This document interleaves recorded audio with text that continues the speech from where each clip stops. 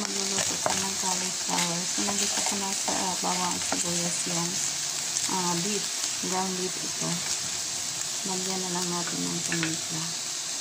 So, first, lagyan ko ng konting magic sarap. Yan.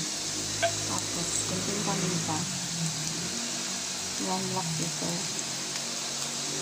Tapos, konting salt. Ayan. Konting.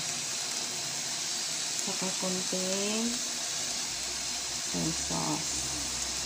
Ito ay kikuman pang kulay. Ito yung less salt na kikuman. Tapos lagyan natin yung pampalasa na liquid seasoning. Isalain na lang natin guys.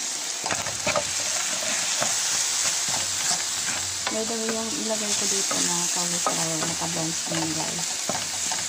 Naka-blanch na yan. Ibig sabihin, nilagyan mo na sa tubig na may asin. Tapos, hugasan mo ulit sa cold water. Then, i-stir mo ulit.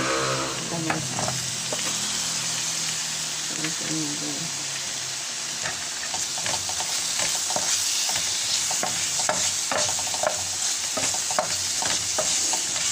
So, ganyan lang kadali ang magluto ng cauliflower na ginisa.